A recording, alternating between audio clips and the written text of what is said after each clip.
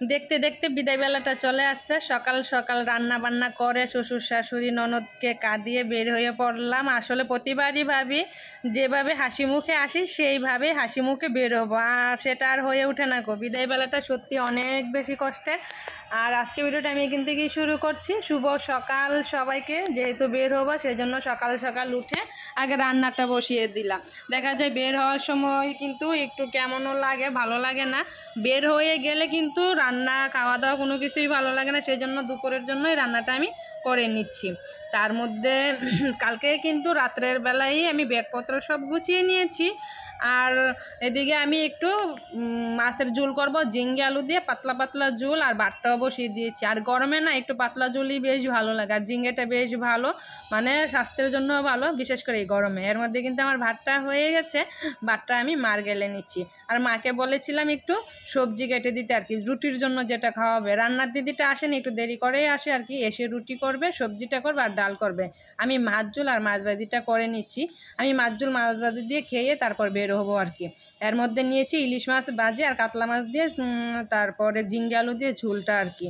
আর সত্যি কথা যেটা বলতেছিলাম, মানে অনেকটা দিন হয়েছে তো আসছি এইখানে, বেশ অনেকটা সুন্দর সময় কাটিয়েছি। আর দেখা যায় আসার সময় না সত্যি অনেক বেশি ভালো লাগে, যাওয়ার সময়টা সত্যি অনেক বেশি বেদনাদায়ক। প্রতিবারই ভাবি যে হাসি মুখে বেরোবো, কিন্তু হাসি মুখে আর বেরোতে পারি না। যাই হোক, এর মধ্যে কিন্তু আমার মাছের ঝোলটা হয়ে গেছে। আর মাছের ঝোলে কিন্তু একটা চুলও পড়েছিল, ভাগ্যিস আমি দেখতে পেয়েছি রান্নার সময়, নয়তো বা খবর ছিল। বাবা কিন্তু একদম খুঁতখুঁতে, দেখলে পরে খেতই না। এর মধ্যে রান্না বান্না শেষ করে স্নান করে কাপড় চোপড় ধুয়ে চলে আসলাম পুজো দিতে। মানে গোপালকে একটু সাজিয়ে নিলাম, পুজো টুজো শেষ হয়ে একদম রেডি হয়ে নিয়েছি। মানে এই যে দেখো ব্যাগপত্র সব গুছিয়ে নিয়েছি। আর ঘরের অবস্থাটা একবার দেখো, একদমই অগুছালো। তোমাদের দাদা ভাইও রেডি হয়ে নিয়েছে। এদিকে একটু বেরিয়ে পড়লাম, মানে আমার ননদের বাড়িতে। মানে ননদের শাশুড়ি খুব আফসোস করতেছিল, আমাদেরকে খেতে বলা হয়েছিল, এমনিতে তো খাওয়া দাওয়া হয়েছে, তারপরেও এমনি করে খেতে পারিনি বলে ওই মা খুব আফসোস করতেছিল। সেই জন্য একটু দেখা করে গেলাম, বললাম আবার আসবো, মন খারাপ করবেন না, আবার এসে খাবো, থাকবো, এখানেই থাকবো। এর মধ্যে মাইমশের সাথে অনেকক্ষণ কথা বললাম, চাটা খেয়ে নিলাম। আর দেখা যায় ননদের বাড়িটা কিন্তু বেশ ভালোই লাগে। আসলে নিজেদের বাড়ি হলে কিন্তু সব কিছু আলাদা আলাদাভাবে করা যায়।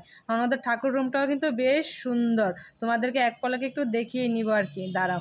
এর মধ্যে ডাইনিং পেজটা কিন্তু কালার টালার সব কিছু ভালো লাগে। এই যে চলে আসলাম, এটা হলো তিনতলাতে আর কি, তিনতলায় মানে ঠাকুর ঘরটা বেশ ভালো লাগে। ওর সাইডে ছাদ, আবার উপরে আবার ছাদ আরেকটা আছে আর কি। এটা ঠাকুর রুমের সাথে এই ছাদরা, এটার মধ্যে অনুষ্ঠান করলে করা হয়, বেশ ভালো লাগে আর কি, নিজেদের বাড়ি হলে যেটা হয় আর কি।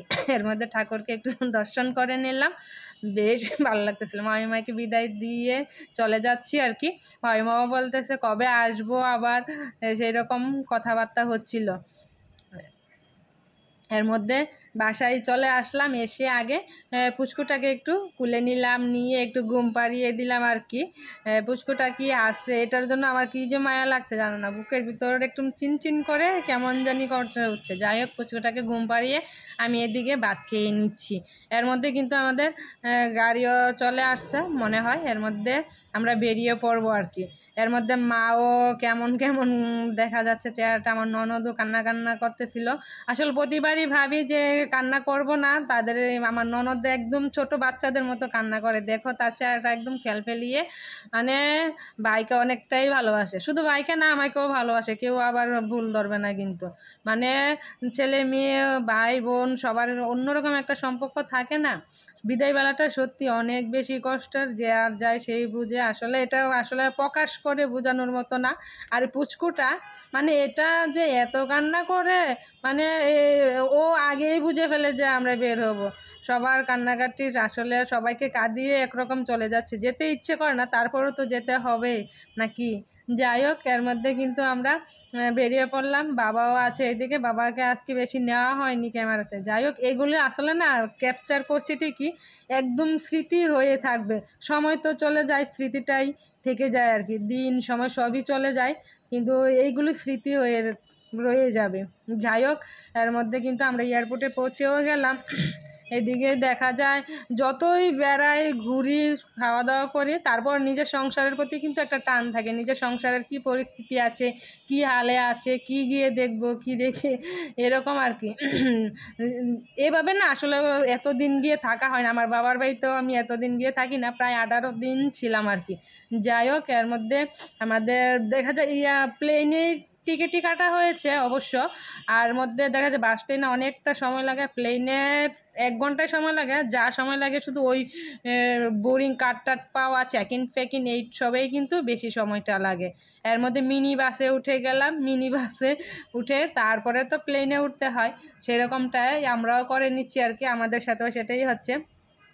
যাই হোক, এর মধ্যে কিন্তু চলে আসলাম, মানে প্লেন ল্যান্ড করেছে, তারপর আমরা উঠবো আবার ছাড়বে, সেই রকমটা। এর মধ্যে একটু ভিডিও করতেছিলাম, তোমাদের দাদা ভাইয়ের কাছে ধমক খেয়েছি, বললাম একটু ভিডিও করে দাও, সে তো করেও দেয় না। যাই হোক, যতটুকু করেছে আমার মনে হয় অতটুকুই বেশি, কীভাবে করেছে দেখো না, সুন্দর একটু পুরোটা এরিয়া নিয়ে নিবে তো। যাই হোক, এর মধ্যে কিন্তু আমরা প্লেনে উঠে পড়লাম, বাইরে বেশ বৃষ্টি।